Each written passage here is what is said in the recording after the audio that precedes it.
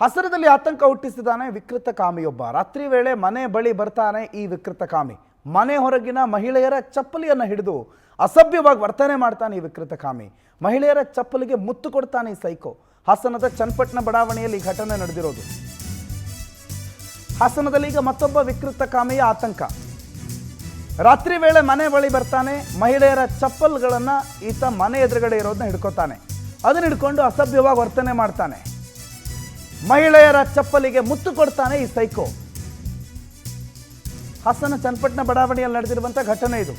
ಚಪ್ಪಲಿಗೆ ಮುತ್ತು ಕೊಡ್ತಾನೆ. ಅರೆಬೆತ್ತಲಾಗಿ ಬಂದು ರಸ್ತೆಯಲ್ಲಿ ಓಡಾಡ್ತಾನೆ ಈ ಕಾಮುಕ. ಅರೆಬೆತ್ತಲಾಗಿ ಓಡಾಡುವ ದೃಶ್ಯಗಳು ಸೆರೆಯಾಗಿದೆ.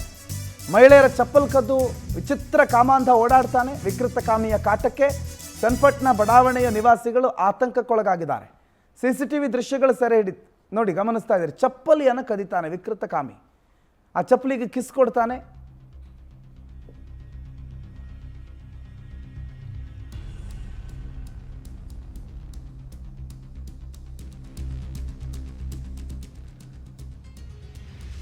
ದೃಶ್ಯಗಳನ್ನು ಗಮನಿಸ್ತಾ ಇದ್ದೀರಿ.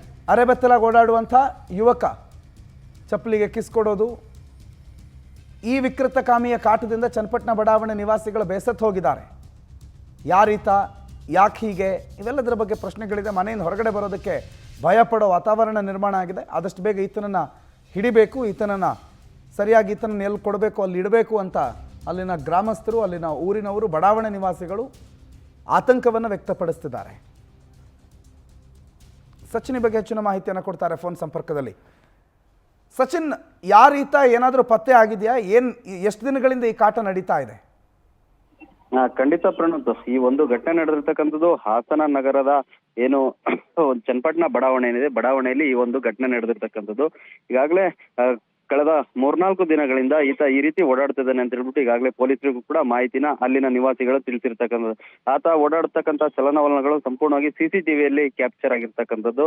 ಅಂದ್ರೆ ರಾತ್ರಿ ವೇಳೆಯಲ್ಲಿ ಈತ ಮನೆಗಳ ಹತ್ರ ಬಂದು ಒಂದ್ ರೀತಿ ವಿಕೃತವಾಗಿ ಆತ ಓಡಾಡೋದು, ಅದೇ ಮಹಿಳೆಯರ ಚಪ್ಪಲನ್ನ ತೆಗೆದುಕೊಂಡು ಅದಕ್ಕೆ ಮುತ್ತಿಡೋದಾಗಿರ್ಬೋದು, ಅರೆಬೆತ್ತಲಾಗಿ ಓಡಾಡೋದನ್ನ ಮಾಡ್ತಾ ಇರ್ತಕ್ಕಂಥದ್ದು. ಈಗಾಗಲೇ ಅಲ್ಲಿರ್ತಕ್ಕಂಥ ನಿವಾಸಿಗಳು ಮನೆಯಿಂದ ಹೊರಗಡೆ ಬರೋದಕ್ಕೂ ಕೂಡ ಒಂದ್ ರೀತಿ ಭಯದಲ್ಲಿ ವಾತಾವರಣ ಸೃಷ್ಟಿಯಾಗಿದೆ. ಹೀಗಾಗಿ ಆತನನ್ನ ಆದಷ್ಟು ಬೇಗ ಹಿಡಿದು ಆತನಿಗೆ ತಕ್ಕ ಶಿಕ್ಷೆನ ಕೊಡ್ಬೇಕು ಅಂತ ಹೇಳ್ಬಿಟ್ಟು ಏನು ಚನ್ನಪಟ್ಟಣ ನಿವಾಸಿಗಳು ಈಗಾಗಲೇ ಪೊಲೀಸರಿಗೂ ಕೂಡ ಮನವಿನ ಮಾಡಿರ್ತಕ್ಕಂಥದ್ದು.